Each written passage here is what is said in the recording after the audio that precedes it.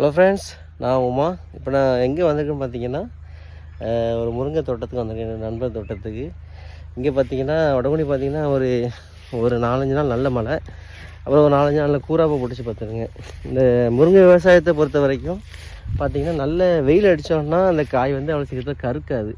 இல்லைன்னா ஒரு மாதிரி இந்த மழை தண்ணி பட்டுச்சுன்னு வச்சுக்கோங்களேன், ஒரு மாதிரி கருப்பாக ஷேட் ஆயிரும். இந்த பாருங்கள், இந்த மாதிரி கலர் மாதிரி இருக்கா, இந்த பாருங்க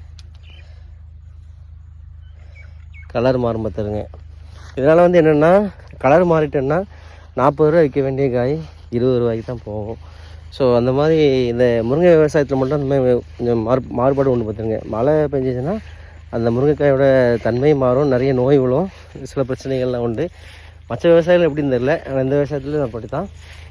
இவங்க முதல் 2 பருவம் நல்லா பறிச்சிடுவாங்க, 3வது பருவம் வந்து கொஞ்சம் இந்த மாதிரி சூழ்நிலைகள் தான் அமையும். ஸோ முருங்கை விவசாயத்தை பொறுத்த வரைக்கும் இயற்கையின் வரம் தான். ஸோ பிடிச்சா லைக்ஸ் பண்ணுங்கள், கமெண்ட்ஸ் பண்ணுங்கள். நன்றி, வணக்கம்.